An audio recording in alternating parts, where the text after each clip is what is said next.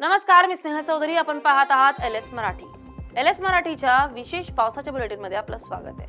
पाहुयात राज्यातील काही जिल्ह्यातील महत्त्वाच्या पावसाच्या अपडेट्स. पुण्याच्या भिडे पुलाजवळ नदीपात्रात मृतदेह आला वाहून. मृत्यू कशामुळे झाला अद्याप अस्पष्ट. पोलिसांकडून तपास सुरू. मुसळधार पावसामुळे अमरावतीच्या नांदगाव खंडेश्वर शहरातील दुकानांसह नागरिकांच्या घरात शिरलं पाणी. शाळेच्या परिसरात पाणी शिरल्यानं विद्यार्थ्यांच्या सुरक्षेचा प्रश्न निर्माण. हिंगोलीच्या कापडसिंगीजवळ पुराच्या पाण्यात कार गेली वाहून. चालक थोडक्यात बचावला. पुलावरून पाणी वाहत असताना पूल ओसंडू नये, प्रशासनाचं आवाहन. पुण्याच्या खडकवासला धरणातून पाण्याचा विसर्ग वाढवणार.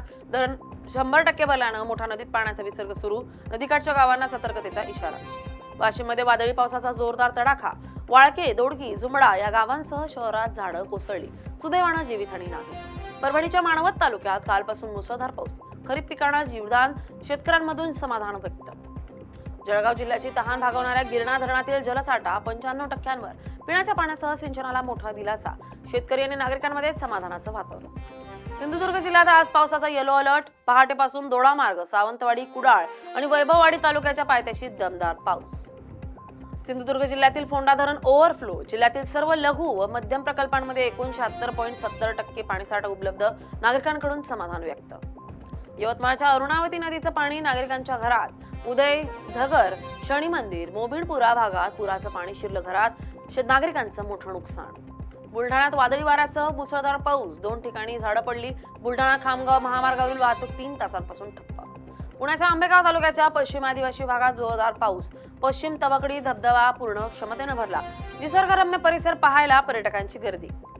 वाशिमच्या मुसळधार पावसानं एक बुर्जी धरणाला दिलासा. जलसाठा 4%वरून 20%वर. बुलढाण्यात मुसळधार पावसामुळे अनेक रस्ते वाहतुकीसाठी बंद. वाहनधारकांचा जीव धोक्यात घालून प्रवास. पर्यायी मार्ग वापरण्याचा प्रशासनाच्या नागरिकांना सूचना. जळगावसह सातपुड्यात मुसळधार पावसाचा कहर.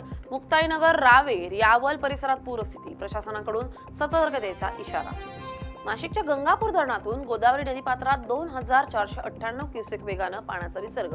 नदीकाठच्या परिसरात सुरक्षा रक्षक तैनात. मुसळधार पावसाच्या पार्श्वभूमीवर जिल्हा प्रशासन सतर्क.